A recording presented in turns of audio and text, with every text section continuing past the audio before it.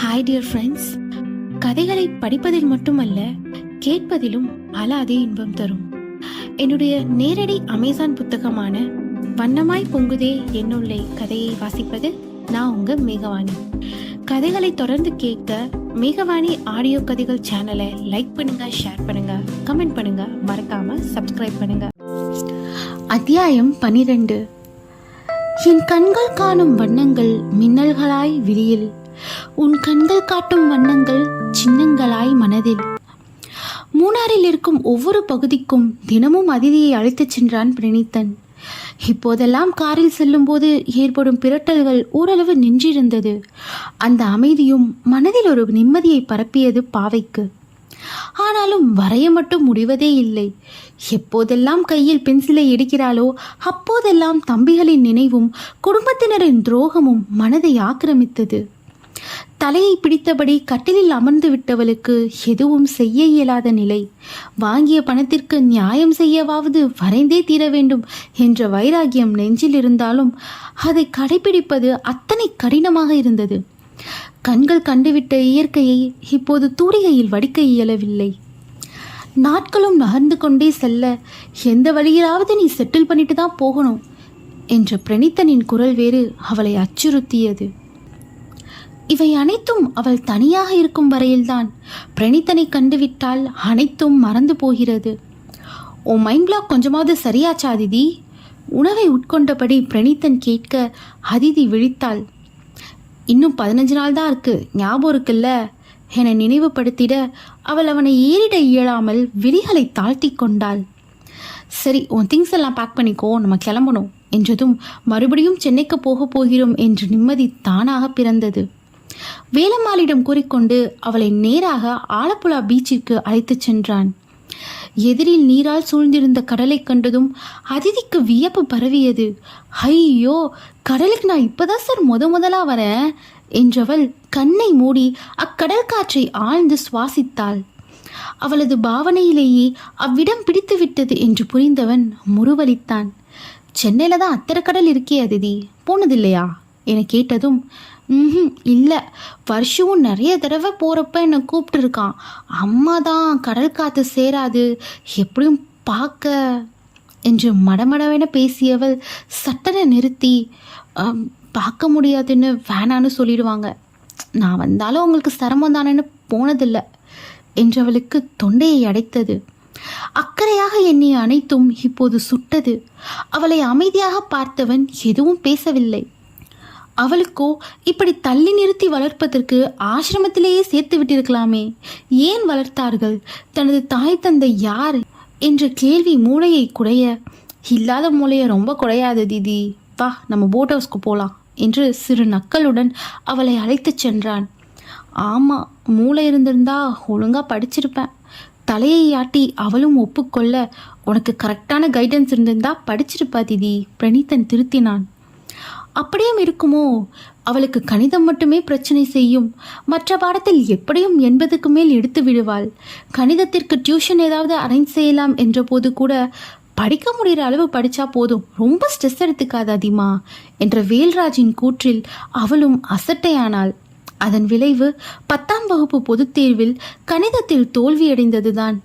அதன் பிறகு படிப்பு வராது என்று அவளே முடிவு செய்து பள்ளிக்கூடத்திற்கே தடா போட்டுவிட்டாள். வீட்டினரும் அவளை வற்புறுத்தவில்லை என்றது இப்போதுதான் அவள் புத்திக்கு எட்டியது. அன்பென எண்ணிய ஒவ்வொரு நிகழ்வுகளும் அவளை கூறு போட்டது.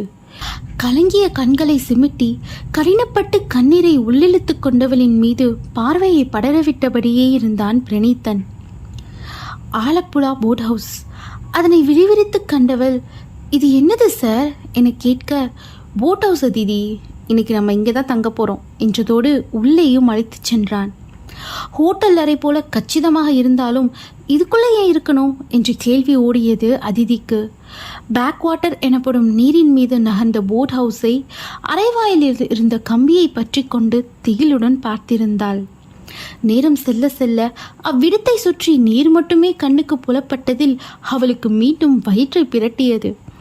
அவசரமாக குளியலறைக்குள் புகுந்து வாந்தி எடுத்து விட்டவள் சோர்வுடன் வெளியில் வரும்போதே கையில் எலுமிச்சை சாறுடன் நின்றிருந்தான் பிரணீத்தன். நினச்சேன் எப்படியோ உனக்கு ஒத்துக்காதுன்னு. என மென்சிரிப்புடனே கொடுத்ததில் அதனை வாங்கி ஒரே மடக்காக குடித்தவளுக்கு இப்போது சற்று தெளிவாகியது.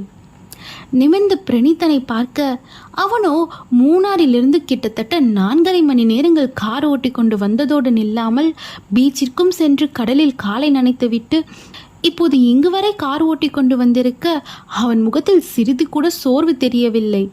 மூணாறில் கூட அப்படித்தானே, இவருக்கெல்லாம் டயர்டே ஆகாதா என வியந்தவள், உங்களுக்கு ஒன்றுமே செய்யல சார், காலையிலேருந்து கொஞ்சம் கூட ரெஸ்ட் எடுக்காமல் அலையிறீங்க, டயர்ட் ஆகல? கண்ணை சிமிட்டி அவள் கேட்ட விதத்தில் அதனுள் அவனும் இழுத்துச் செல்லப்பட்டான். எனக்கு பழகிடுச்சு. முதல்ல தனியாக வருவேன், ஸோ எங்கே வேணாலும் ஸ்டே பண்ணிக்குவேன். சில நேரம் கார்லேயே தூங்கிடுவேன். இப்போது உன்னை கூட்டிகிட்டு வரனால சில அரேஞ்ச்மெண்ட்ஸோடு வரேன், அவ்வளோதான். உனக்கும் கொஞ்ச நாளில் பழகிடும் அதிதி. அடுத்த ட்ரிப் வரும்போது நீ எல்லாத்தையும் ரசிக்க ஆரம்பிச்சிடுவ. கண்ணில் ரசனை பொங்க அவன் இருவேறு அர்த்தத்தில் கூறினான். அட போங்க சார், என்னை கொண்டு போய் சென்னையில் விட்டீங்கன்னா போதும்னு இருக்கு என சலித்து கொள்ள அவனோ பிடிக்கலையா அதிதி என கேட்டான் சிறு தவிப்புடன். அதில் ஒரு நொடி அவன் கண்களை ஏறிட்டவள் எப்போதும் போல நொடிக்கு அதிகமாக அதனை தாக்கு பிடிக்க இயலாமல், பிடிக்கலன்னு சொல்லலை சார், ஆனால் அலைச்சல் தான் சேரலை. நீங்கள் வேற மலைக்கு நடுவில் இல்லைன்னா தண்ணிக்கு நடுவில் ஆள் நடமாட்டம் இல்லாத இடத்துக்கா கூட்டிகிட்டு போயிங்க, அதுவே பயமாக இருக்குது என்று எச்சிலை விழுங்கினாள். ஏன், என்ன பயம்? என்ன பார்த்தா? இல்லை, நீங்கள் இருக்கிறதுனால தான் நான் தனியாக சமாளிச்சிட்ருக்கேன். இல்லைனா கிடைச்ச பஸ்ஸில் ஏறி இங்கேருந்து ஓடியே போயிருப்பேன். நான் இதுவரை என் ரூமை விட்டு கூட எங்கேயும் போனதில்லைல்ல சார். சொல்லப்போனால் என் ரூம் எப்படி இருக்குன்னு கூட நான் இதுவரை பார்த்ததே இல்லை. ஆனால் அது குட்டியாக தான் இருக்கும், இங்கே எல்லாமே பெருசாக இருக்குது என்றால் உதட்டை பிதுக்கி. அப்போது என்னை பார்த்து பயம் இல்லையா? அர்த்த பார்வையுடன் அவன் வினவ, படபடன்னு நெஞ்சு துடைக்கிறது எனக்கு தான் தெரியும் என தனக்குள் முணுமுணுத்து கொண்டாலும், பயம் இருக்குது, சில நேரம் எங்கள் ஹெட் மாஸ்டரை விட நீங்கள் ஸ்ட்ரிக்டாக இருப்பீங்க என்றது சிரித்து விட்டான். சில நேரம் நீயும் குட்டி பொண்ணு மாதிரி தான் பிஹேவ் பண்ணுற. மாதிரி என்ன, இன்னும் நீ குட்டி போனாதான் இருக்கா தீதி, வளரவும் இல்லையே என அவளது நடுத்தர உயரத்தை கேலி செய்ய, உங்கள் பக்கத்தில் தென்னை மரம் இருந்தால் கூட குட்டையாக தான் தெரியும் சார். அவளும் சிரிப்பை அடக்கி கொண்டு வாரினாள். அவளை போலியாய் முறைத்தவன், அதென்ன எப்போ பார்த்தாலும் சார்னு ராகம் பாடிட்டுருக்க, ஒழுங்காக பேரை சொல்லி கூப்பிட்டா தீதி. பிரணீத்தன் கண்டித்ததில் அவள் தயங்கினாள். உங்களை போய் எப்படி பேர் சொல்லி கூப்பிடுறது? வாயால தான். நமுட்டு நகையுடன் அவன் சொன்னதில் அவளும் புன்னகைத்தாள். சரி கூப்பிடு. அவன் கையை கட்டி கொண்டு நிற்க, என்ன கூப்பிட? அதிதி திணறினாள். என்னை பேர் சொல்லி கூப்பிட அதிதி. இப்பவா? இன்னொரு நாள் அவள் இழுக்க, நீ என்ன எனக்கு புதுசாவா பேர் வைக்க போற? இருக்கிற பேரை தானே கூப்பிட சொல்கிறேன் என்று பிரணீத்தன் முறைத்தான். பிரணீத்தன் சார் என்று அவள் சினுங்க, அதில் தண்ணீரை இழந்தவன் தன்னை அடக்கி கொண்டு, சார் வந்துச்சு அப்படியே தூக்கி தண்ணிக்குள்ளே போட்டுடுவேன் என்றான் போலி முரட்டலுடன். ஐயோ வேணாம். அவசரமாக வாயை மூடிக்கொண்டவளை கண்டு நகைத்தவன், பேரை மட்டும் சொல்லு குட்டி பொண்ணு என குறும்பு கூத்தாட கூறினான். அவ்வழைப்பு தான் அவளை நெளிய வைத்ததோடு அல்லாமல் உள்ளுக்குள் ஏதேதோ உணர்வலைகளை எழுப்பிச் சென்றது. நான் ஒன்றும் குட்டி பொண்ணு இல்லை பிரணீத்தன். தலையை ஆட்டி அவள் முணுமுணுக்க, புருவம் உயர்த்தி கேள்வி எழுப்பியவன் அவளை எழுப்பி அங்கிருந்த ஆளுயர கண்ணாடி முன்பு நிற்க வைத்தான். பாரு, நீ குட்டி பொண்ணாதான் இருக்க என அவளுக்கு பின்னால் நின்று அவள் உயரத்திற்கு குனிந்தவனின் கூர் நாடி அவள் தோள்களின் மீது பட்டும் படாமல் உராய்ந்தது. அதில் கையில் இருந்த பூனை முடிகள் எல்லாம் சிலிர்த்து நிற்க இரு கன்னங்களும் ஜிவ்வென்று இருந்தது. இது என்ன உணர்வென்று புரியாமல் அவனது நெருக்கத்தை தாங்கவும் இயலாமல் தவித்து போனாள் அதிதி. அவள் தவிப்பை ரசித்தவன் முதுகில் படர்ந்திருந்த அவளது ஜடையை எடுத்து முன்னால் போட்டுவிட்டான். இவ்வளோ லாங் ஹேரை எப்படி மெயின்டைன் பண்ணுற அதிதி என கேட்டதில், நான் ஒன்றும் பண்ணல, அதுவாக வளருது. திலோ கூட வெட்டி விடலான்னு தான் சொல்லுவா, ஆனால் என பேசும்போதே, உன் டென்ஷனை குறைக்க இந்த ஜடையை பிடிச்சி சுரண்டனாதான் உனக்கு டென்ஷன் கண்ட்ரோல் ஆகும்னு வேணான்னு சொல்லிட்டியாகும் என்றான் சிரிப்பை அடக்கி கொண்டு. கண்களை அகல விரித்தவள், ஆமாம் பிரணீத்தன் சார் என கூற வந்தவள் சட்டென பிரணீத்தன் என்று மட்டும் மாற்றிவிட்டு, உங்களுக்கு எப்படி தெரியும் என வியப்புடன் கேட்டதில், இது என்ன பிரம்ம ரகசியமா குட்டி பொண்ணு எஸ் பண்ணண்டா என குறும்பாய் நகைக்கவும் அவளுக்கும் ஒருவித வெட்கம் தாக்கியது. என் பேரை நீட்டி கூப்பிட்டு வேஸ்ட் பண்ணாத அதிதி, ஷார்ட்டாக கூப்பிடு என்று மேலும் சீண்டினான். ஏற்கனவே அவனது உடல் சூடு அவள் முதுகை துளைத்து கொண்டிருக்க கண்ணாடி வழியே அவனது பார்வை அவளை துருவியதில் மேனி எங்கும் சிவப்பு நிறங்கள். இதில் மேலும் சோதிக்கிறாரே என நொந்தவள், ஷார்ட்டானா எப்படி என கேட்டாள்.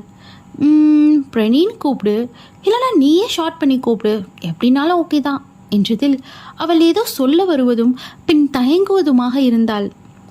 என்னன்னு சொல்லுடா குட்டி பொண்ணு. அவளது அருகாமையில் வந்த வேலையை மறந்துவிட்டு காதலாய் அழைத்தான். அது அவன் கண்களிலும் பிரதிபலிக்க அவனது உரிமை பார்வை அவளை திக்குமுக்காட வைத்தது. நீ நீ நீ தூண் கூப்பிடவா? உங்கள் பெயிண்டிங்க்கு கீழே இந்த பேர் தானே போட்டீங்க? தட்டு தடுமாறி அதிதி கேட்டதில் அவனுக்கு ஜிவ்வென்ற உணர்வு. நீத்து என்ற பெயரில்தான் அவன் ஓவியம் வரைகிறான். அவன் தாத்தாவை தொடர்ந்து சில பத்திரிகைகளுக்கும் அட்டை படங்களுக்கும் வரைந்து கொடுத்திருக்கிறான். அன்று ஓவியம் வரைந்த போதும் இதே பெயரை படத்திற்கு கீழே எழுதியதிலிருந்தே அவளுக்கும் அப்பெயரின் மேல் ஒரு தாக்கம்.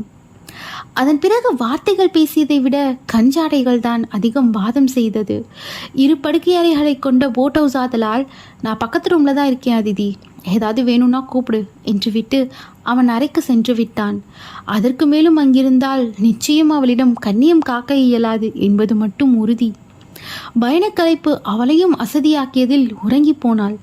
மறுநாள் அதிகாலையிலேயே விழிப்பு தட்ட வெளியில் வந்து பார்த்தவளுக்கு அத்தனை புத்துணர்ச்சியாக இருந்தது. சிலுசிலுவென்ற மென்தென்றலும் நீரின் குளிர்ச்சியும் பசுமையும் ஆளை அசரடிக்க அவ்விடத்தை மிகவும் ரசித்தாள். 7 மணி அளவில் டீ ஃப்ளாஸ்க் அவள் அறைக்கு வந்துவிட 9 மணி அளவில் காலை உணவும் அறைக்கே வந்தது. பிரணிதன் சார் ஏன்னு வரல? ஒரு வேளை தூங்கிட்டு இருக்காரோ? பாவம், ரொம்ப அலைச்சல் என பாவப்பட்டவள் அவனுடன் சேர்ந்து சாப்பிட்டு கொள்ளலாம் என்று எண்ணி காத்திருக்க அவனோ வெகுநேரம் கடந்தும் வரவே இல்லை. ஃபோன் செய்து பார்க்கலாம் என்று அவளுக்காக அவன் கொடுத்த ஃபோனிலேயே கால் பிரணித்தன் என உத்தரவிட எதிர்ப்புறம் அழைப்பு எடுக்கப்படவே இல்லை. அதில் பதறியவள் அவன் அறைக்கே சென்று விட்டாள். இன்னும் போர்வையை கழுத்து வரை போர்த்தி கொண்டு உறங்கிக் கொண்டிருந்தவனை கண்டவள் அவனுக்கு அருகில் தேநீரும் கொண்டு வந்த உணவும் அப்படியே இருப்பதைக் கண்டாள். கதவை திறந்து இவற்றை வாங்கியவன் மீண்டும் படுத்து உறங்கியிருக்கிறான் போலும். ஆனால் இத்தனை மணி வரை உறங்கி அவள் பார்த்ததே இல்லையே. அதனாலேயே தயங்கியபடி அவன் அருகில் நெருங்கியவள் நெற்றியில் கை வைத்து பார்க்க அவன் உடலோ நெருப்பாக சுட்டது. அட கடவுளே, இப்படி சொல்லுது, அதான் எந்திரிக்கல போல என வருத்தம் கொண்டவள் நீது நீது என அவனை உழுக்க அவனோ முனகினான். எந்திரிங்க நீது, ஏதாவது சாப்பிட்டுட்டு மாத்திரை போட்டுட்டு படுங்க, உடம்பு ரொம்ப சுடுது என்று எழுப்பியதில் கண்ணை கரினப்பட்டு திறந்தான். குட்டி பொண்ணு என தூக்கத்திலேயே உளறியவன் அவள் கையை பிடித்து அணைத்து கொண்டு மீண்டும் உறக்கத்திற்குள் செல்ல அவளோ அதிர்ந்தாள். நீத்து, கையை விடுங்க, எந்திரிங்க என்று அவள் மீண்டும் உலுக்கியதில்தான் நன்றாக விழித்தவன் பிடித்திருந்த கையை மட்டும் விடவே இல்லை. அவளோ வலுக்கட்டாயமாக கையை எடுத்துக்கொண்டு சிவந்த தேகத்தை கட்டுப்படுத்தியபடி, என்னாச்சு நீது, இவ்வளோ நேரம் எந்திரிக்கலன்னதும் நான் பயந்து போய் வந்தேன். பதற்றத்துடன் கேட்டவளை கண்டு சோம்பலாய் புன்னகைத்தவன், தலைவலி, கோல்டு, காய்ச்சல் எல்லாம் ஒன்றா சேர்ந்து வந்துருச்சு அதிதி, எந்திரிக்க முடியல. சரி சாப்பிட்டியா? அப்போதும் அவளிடம் விசாரித்தான். அதிதிதான் வாடிய முகத்துடன் எல்லாமே என்னால தான் என்றிட பிரணித்தன் புரியாமல் பார்த்தான். நான் தான் உங்களை கண்ணு வச்சுட்டேன் நீத்து, எப்படி நீங்கள் மட்டும் பிரிஸ்காவே இருக்கீங்கன்னு கேட்டு உங்களை கண்ணு வச்சுட்டேன், அதான் அப்படி காய்ச்சல் வந்துடுச்சு. கண்ணில் நீர் வைத்து விட அவனுக்கு சிரிப்பு தான் வந்தது. இருக்கிற கண்ணே ஏன் மேலே வச்சுட்டா மற்றதெல்லாம் எப்படி பார்ப்ப குட்டி பொண்ணு? அவன் கேலி புரிந்தும் அதிதியின் முகவாட்டம் தெரியவில்லை. முகம் கழுவிட்டு வந்து சாப்பிடுங்க, மாத்திரை ஏதாவது வச்சுருக்கீங்களா, இங்கே கிடைக்குமா என வருத்தமாக கேட்க, அவசரத்துக்குன்னு டேப்லெட் எப்பவும் கையில் வச்சிருப்பேன் அதிதி, கொஞ்ச நேரத்தில் செட் ஆகிடும்டா, டோன்ட் வரி என்று அவளை சமாதானம் செய்துவிட்டு குளியலறைக்கு சென்றான். அவன் காய்ச்சல் குறையவே மாலையானது. அவளுக்குத்தான் ஆற்றாமை தாளவே இல்லை. லூஸ் மாதிரி யோசிக்காதரா குட்டி பொண்ணு, எனக்கு நேத்தே லைட்டாக ஃபீவரிஷாக தான் இருந்தது என அவளை தேற்ற முற்பட்டான். மறுநாள் கழித்துதான் பிரணித்தனின் உடல்நிலை சரியாக, அதுவரை அவனை விட்டு அணுவளவும் அவள் விலகவில்லை. மேலும் ஒரு நாள் போட் ஹவுஸில் தங்கிவிட்டே மீண்டும் மூணாறு நோக்கி பயணித்தனர். காட்டேஜிற்கு சென்றதுமே 2 நாளைக்காவது ரெஸ்ட் எடுங்க நீத்து, எங்கேயும் அலைய வேண்டாம் என்று விழிகளை உருட்டி கூறியதில், அலைஞ்சா என்ன பண்ணுவ திதி? புருவம் உயர அவன் கேட்ட தினசில் அவளால் பார்வையை மாற்றத்தான் இயலவில்லை. அதில் அவளை நோக்கி அவன் அடியெடுத்து வைக்க சட்டென தன்னை மீட்டவள், நான் பேச மாட்டேன் என்று முகத்தை திருப்பிக் கொண்டாள். சிறுபிள்ளைத்தனமான அவள் கோபத்தை ரசித்த பிரணீத்தன், ஆல்ரெடி வரைய மாட்டேன்னு ஸ்ட்ரைக் பண்ணிட்டு இருக்க, அடுத்து பேச மாட்டேன்னு ஸ்ட்ரைக் பண்ணால் உன்னை சரி பண்ண நான் வெளிநாட்டுக்கு தான் கூட்டிகிட்டு போகணும் குட்டி பொண்ணு, ஆனால் ட்ரிப்பாக இல்லை என தாபத்துடன் நிறுத்த அந்நேரம் அவளை நெருங்கியிருந்தான். பின்னால் நகர்ந்தபடி, ட்ரிப்பா இல்லைனா? அதிதி புரியாமல் கேட்டாள். காம்பன்சேட் பண்ணுறதுக்கு என மேலும் பேச வந்தவனுக்கு தடையாக அலைபேசி அழைத்தது. திவாகர் தான் வேலை விஷயமாக அழைக்க அதில் மூழ்கியபடி அறைக்கு சென்று விட்டதில் அவன் சென்ற திசையை உணர்ச்சி துடைத்த முகத்துடன் வெறித்தாள் அதிதி.